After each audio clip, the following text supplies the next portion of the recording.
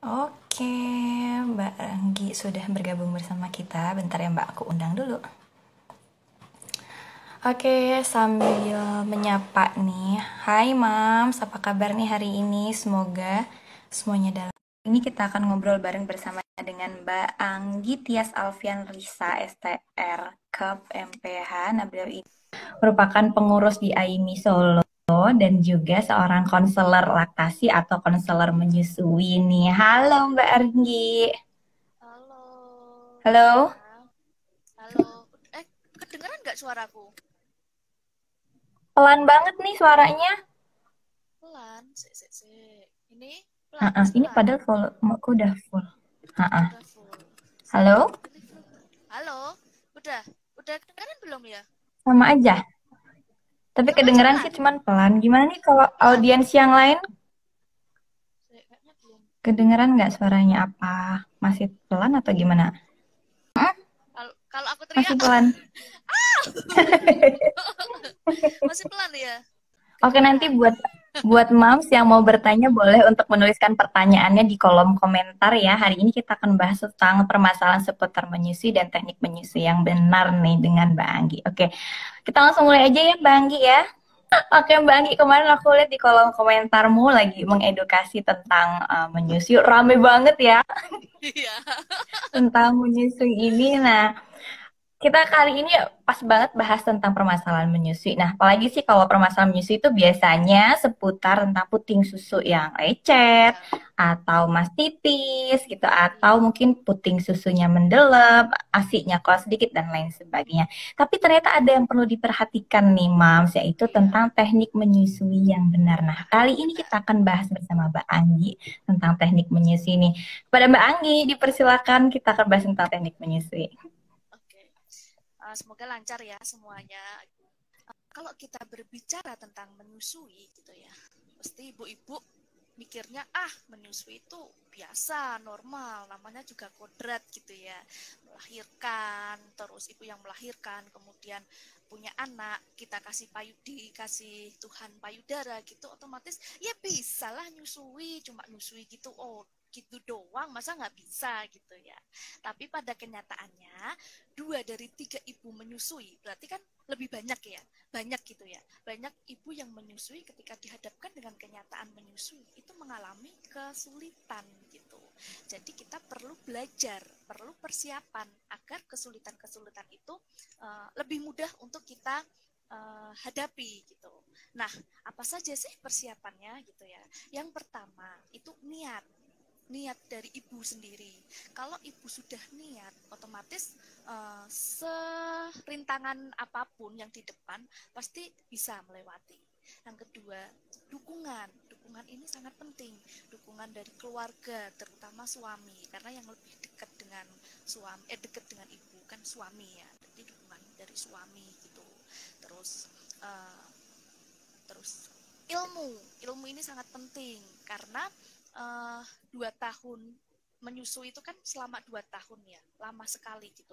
Berarti kan Mm-mm. harus ada persiapan gitu. Persiapan 2 tahun loh, lama loh. Berarti kan persiapannya harus banyak, iya kan? Kalau berarti apa saja yang dipersiapkan? Ilmu. Nah, ilmu didapat dari mana? Ketika ibu hamil gitu ya, itu ibu udah persiapan nih ilmu tentang menyusui, mungkin bisa mengikuti kelas edukasi menyusui gitu ya, atau mungkin pas kan sekarang media sosial juga udah banyak ya, baca-baca tentang menyusui, Mm-mm. manfaat menyusui, terus cari rumah sakit yang pro dengan menyusui gitu. Nah, persiapan itu, terus kemudian uh, udah itu aja sih sebenarnya, persiapannya nggak terlalu banyak, cuma yang penting ilmu itu tadi sama niat.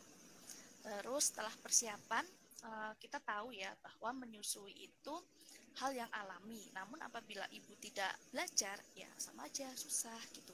Nah, ketika ibu mengalami kesusahan sebenarnya uh, persiapan itu udah ya, terus kalau tidak disiapkan akan muncul berbagai masalah gitu. Masalahnya apa? Banyak sekali. Sebenarnya kan ibu hamil pada trimester kedua, yaitu sekitar usia 14 minggu sampai 20 minggu, itu sebenarnya ASI sudah diproduksi. Otomatis ketika nanti Hmm. ibu lahiran, itu otomatis kan ASI udah ada gitu kan. Nah pertanyaannya, apakah ibu yang melahirkan itu langsung bisa menyusui gitu kan ya. Nah uh, ketika trimester kedua ini sebenarnya ASI sudah diproduksi, terus pas lahiran itu otomatis kan ASI sudah ada, tinggal bagaimana caranya ibu untuk merangsang ASI itu ben keluar. Sudah ada ASInya nih, gimana cara ibu mengeluarkan kayak gitu. Jadi sebenarnya ibu itu bisa menyusui, tapi tekniknya itu ketika mengeluarkan ASINya itu yang banyak mengalami problematika gitu. Nah ketika ibu menyusui gitu ya, ASINya tidak langsung disusukan, gitu juga ada problem juga. Apa? Yang pertama mungkin bisa bengkak payudaranya. Nah, bengkak ini juga macam-macam, bengkak payudara, terus bisa juga saluran ASI tersumbat, terus kalau tidak ditangani bisa mastitis gitu ya. Nah, payudara yang penuh ini biasanya cirinya itu terasa berat, payudaranya terasa berat, terus panas, terus mengkilat gitu. Terus apa itu namanya? Biasanya kalau payudara penuh itu di kedua payudara penuh gitu. Tapi ASI masih bisa keluar. ASI masih bisa keluar, cuma ya rasanya sakit, tidak ada demam. Banget Terus ya. kalau payudara penuh ini tidak ditangani, nanti bisa bengkak. Nah, bengkak ini cirinya sama kayak payudara penuh, tapi ada tambahan demam. Biasanya demamnya 1 kali 24 jam. Terus ASINya itu masih bisa dikeluarkan juga. Cuma kalau cirinya itu antara kita membedakan bengkak sama mastitis itu biasanya ibu disuruh gini, disuruh Oke. ngangkat tangan. Nah, kalau ketika bengkak, ngangkat tangan gini masih agak bisa. Tapi ketika ibu mastitis, jangankan gini ya, gini aja udah sakit gitu. Nah, kalau bengkak itu biasanya panas, ibunya ngerasa panas 1 kali 24 jam, terus ada merah-merahnya di payudara itu, di bagian payudara ini ada merah-merahnya, tapi merah-merahnya itu menyebar, terus mengkilat, puting, tegang, terus bagian payudara juga semuanya tegang, penuh banget rasanya kayak penuh gitu. Terus kalau mastitis sama, cuma ada tambahannya itu biasanya di salah satu payudara kalau mastitis, tapi kalau bengkak itu di kedua payudara. Kalau mastitis biasanya satu payudara, terus ada merah-merahnya itu berbatas tegas. Kemudian selain itu juga kalau dipegang itu sakit sekali, nyeri tuh. Panasnya biasanya juga lebih lama. Nah, penanganannya apa? Kalau payudara penuh, terus apa itu namanya payudara bengkak, itu tidak boleh berhenti untuk menyusui. Jadi disusukan lebih sering, disusukan langsung. Tapi kalau mastitis itu karena biasanya udah ada sampai nanahnya gitu ya, jadi harus langsung ke konselor gitu ya, langsung ke rumah sakit ataupun tenaga yang kompeten. Tapi kalau bengkak itu masih bisa disusukan. Tapi kalau bengkak ke mastitis itu sebenarnya cepat banget, Mbak. Jadi kalau nggak segera ditangani langsung mastitis gitu. Jadi kalau udah ngerasa bengkak ya udah langsung diminumkan terus. Tapi kalau memang nggak bisa diminumkan masih terasa sakit, langsung hubungi konselor menyusui atau ke rumah sakit gitu. Nah sebenarnya itu selain itu juga permasalahan yang sering terjadi itu bentuk payudara. Bentuk payudara setiap wanita itu kan berbeda-beda. Ada yang besar, ada yang kecil gitu ya. Nah, sebenarnya payudara besar dan payudara kecil ini juga tidak mempengaruhi banyak sedikitnya saluran ASI gitu ya. Karena saluran ASI setiap manusia, setiap wanita itu sama, banyak gitu. Tapi bentuk payudara ini tidak mempengaruhi banyak sedikitnya ASI, karena payudara yang besar itu jaringan lemaknya lebih banyak, sedangkan payudara yang kecil itu apa itu namanya saluran lemaknya itu lebih sedikit gitu. Nah, jadi bukan patokan ya, payudara besar, payudara kecil itu banyak sedikitnya ASI itu bukan patokan. Terus ada lagi macam-macam puting ada yang puting putingnya normal, ada yang putingnya tenggelam. Nggak ada itu ya, nggak ada simulasi. Tapi kalau puting yang normal kan seperti ini. Kalau puting tenggelam, ini dia lebih tenggelam ya dari ini. Terus ada yang puting datar. Kalau puting datar itu, kalau tenggelam itu kan melindep ke dalam. Tapi kalau datar itu ya udah datar flat gini. Terus ada juga puting yang terlalu menonjol. Puting juga yang terlalu menonjol. Nah, apakah dari perbedaan puting ini semua ibu bisa menyusui? Bisa, karena kan kalau menyusui itu bukan di puting ya, tapi di payudara. Kalau puting tenggelam, bagaimana ya cara apa itu namanya, caranya biar bisa menyusui? Nah, itu Bisa biasanya menyusui kita ya. masih tetap bisa menyusui, biasanya di ini pakai sepet. Nah, oke, ini kita siapkan sepet 20 mili boleh, 15 mili boleh, 20 mili sih. Nah, kalau yang sepet apa beli itu kan biasanya kayak gini ya, kayak gini. Nah, ini dipotong aja ujungnya, terus kemudian dibalik terus jadinya kan seperti ini. Nah, udah ya, jadinya seperti ini. Terus kita eh ya tarik tarik dikit ya, tarik dikit gitu. Terus kita eh masukkan pada payudara yang tenggelam tadi. Kita masukkan begini. Terus yang narik ini kita minta tolong sama ibu. Soalnya kalau yang narik kita itu kita tidak tahu ambang batas sakitnya ibu. Jadi kita minta tolong sama ibunya yang putingnya tenggelam itu tadi untuk narik. Coba Bu ditarik. Hmm. Tarik aja pelan-pelan. Tarik pelan-pelan. Nanti dengan tekanan itu nanti putingnya lama-lama jadi muncul, jadi timbul gitu.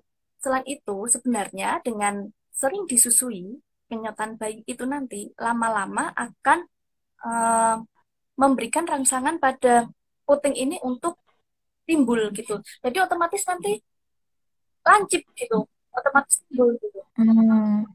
Itu bisa dimulai dari usia kehamilan berapa atau Enggak, setelah nanti melahirkan aja atau kalau gimana? kalau setelah melahirkan aja, setelah melahirkan, Hmm, setelah melahirkan. oke. Yang menyebabkan permasalahan-permasalahan itu tadi adalah karena posisi dan pelekatan yang kurang tepat.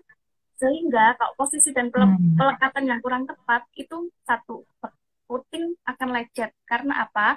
Karena bayi tidak eh, menyusu pada payudara, tapi bayi menyusu pada puting gitu. Nah, posisi sama pelekatan yang benar itu yang bagaimana? Yang pertama itu sebenarnya posisi itu macam-macam ya, nggak cuma duduk aja, tapi nanti bisa sambil tiduran kayak gitu juga bisa. Posisi yang pertama itu bayi itu ditaruh di, biasanya kan ibu di siku ya, di siku. Nah, itu yang benar itu bukan di siku, tapi di antara siku dan pergelangan tangan. Berarti daerah sini ya. Oke, berarti kepala bayi diletakkan di situ ya. Antara siku dan pergelangan tangan. Ini ya, mungkin kelihatan ya kayak gini ya. Kelihatan. Hmm, ini kan, ini. Ya. Setelah itu, ini kan kita menyusun seperti ini ya. Nah, tadi kepala bayi itu diletakkan di pertengahan antara siku dan pergelangan, berarti daerah sini ya. Kemudian eh, posisi bayi ini antara telinga, bahu, tangan, kaki ini sejajar garis lurus, garis lurus, garis lurus gini ya. Kalau udah sejajar garis lurus, perut antara bayi dan ibu itu nempel, perutnya nempel, perutnya nempel. Terus setelah itu eh, tangan ibu itu mendekap erat, hampir semua badan bayi itu didekap erat oleh ibu. Hampir semua badan bayi itu didekap oleh ibu. Kemudian wajah bayi itu menghadap ke payudara ibu. Oke. Yang pertama, ini tadi garis lurus, sejajar garis lurus. Terus badan bayi di di dekat oleh ibu, kemudian perut ibu sama perut bayi nempel, terus em, wajah bayi itu menghadap ke payudara ibu, menghadap ke payudara seperti ini. Nah, biasanya kalau kita eh, kalau kita menyusui itu ya, seringnya ibu itu gini ya, menggunting gini ya, megang payudaranya itu menggunting gini ya. Mm-mm. Ya. Biasanya kan seringnya menggunting gini ya. Nah, kalau menggunting ini nanti akan menghambat keluarnya ASI. Karena di dalam sini yang kita gunting itu tadi terdapat saluran ASI. Nah, kalau kita gunting otomatis kan menghambat gini ya. Jadi eh, yang benar atau yang tepat itu kita berbentuk seperti huruf C. Bentar. Gini.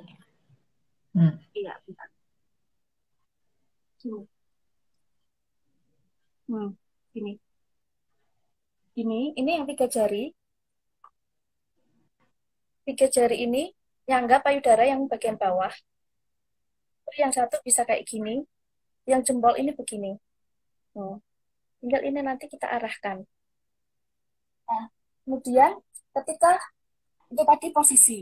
Kemudian selanjutnya adalah pelekatan. Nah, pelekatan itu ketika bayi bisa melekat dengan benar. Melekat dengan benar itu seperti ini. Ini tadi kan gini ya. Yang pertama itu dagu nempel. Jadi usahakan tangan ini, tangan ini jangan menghalangi dagu. Yang pertama itu dagu ditempelkan dulu ke payudara. Dagu ditempelkan ke payudara kan gini. Biasanya kalau ibu menyusui itu badan bayi itu tidak mungkin, tapi gini.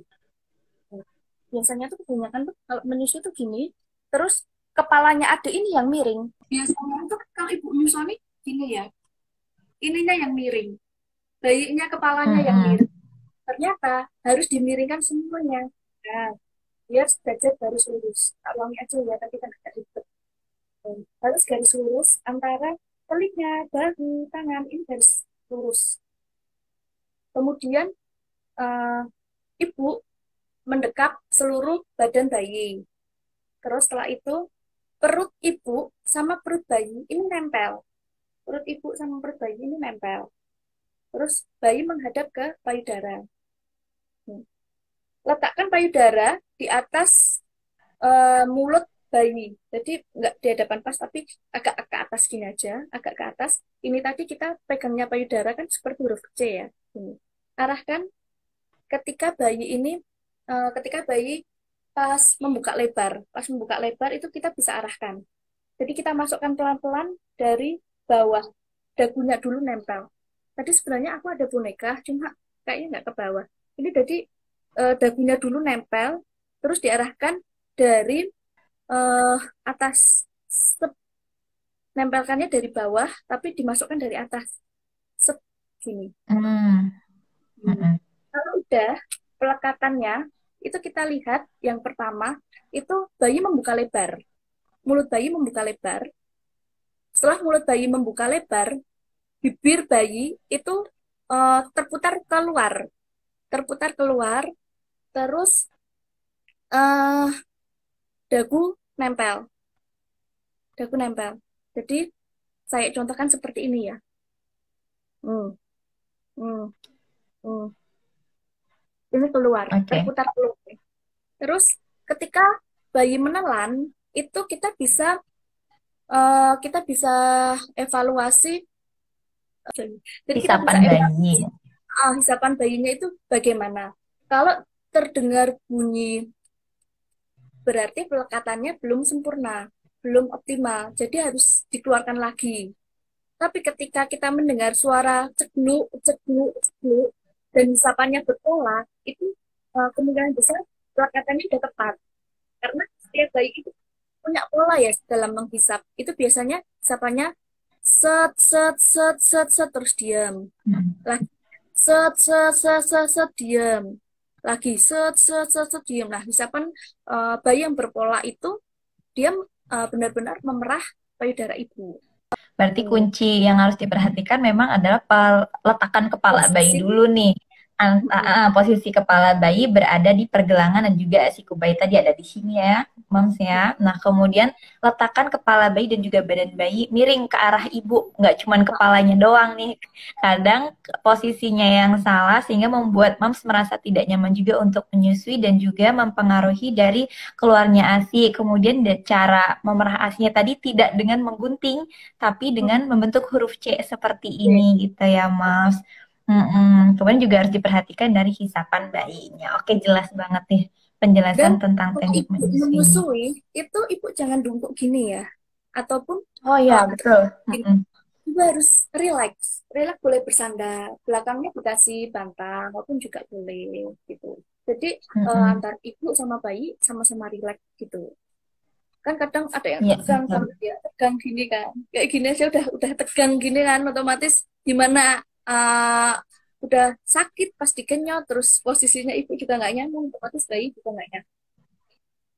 Kalau ini sih memang Oke. lebih enaknya praktek gitu ya. Terus setelah Mm-mm. bayi menyusu gitu, apakah ASI itu bisa diperah gitu ya? Nah, kalau ASI diperah, apakah harus punya pompa gitu kan? Kalau ibu bekerja gitu, yang nggak yang bekerja sih. Sebenarnya prinsip memerah ASI itu ketika bayi dan ibu berjauhan. Jadi yang lebih utama itu direct breastfeeding, menyusui secara langsung. Kalau ibu berpergian atau ibu bekerja, boleh diperah. Nah, cara memerahnya itu Mm-mm. sebenarnya kalau tidak memiliki pompa pun juga nggak masalah karena kita punya tangan. Nah, ada teknik memerah dengan tangan itu sebut teknik marmot itu memerah dengan tangan sambil memijit. Jadi yang pertama itu cuci tangan ya, usahakan tangan ibu bersih.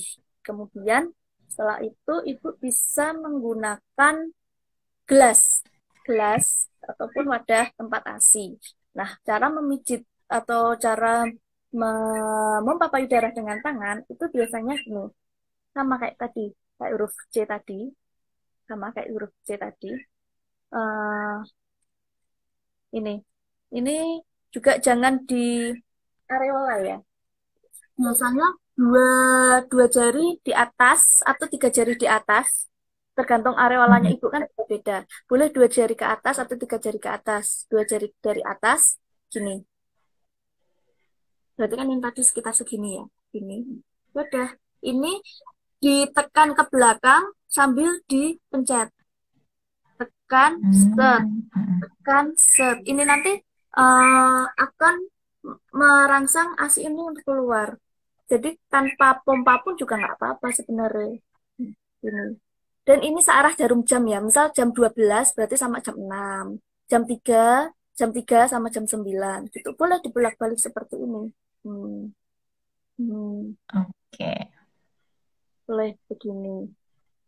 Dan kalau kalau ibu pumping itu ada beberapa yang harus diperhatikan. Seperti eh, corongnya itu. Karena kalau pemilihan corong yang salah itu juga bisa menyebabkan lecet. Putingnya lecet gitu. Nah, tapi ini kadang ada bayi yang males buat nyusu nih. Biasanya para Hmm. ibu juga jadi pusing. Ternyata nggak cuma teknik yang harus kita pelajari Iya. gitu. Teknik sudah benar, tapi ternyata ada bayi yang nggak mau ngenyot gitu kan. Hmm. Nah, ini bagaimana caranya supaya bayi itu jadi tidak malas untuk menyusui?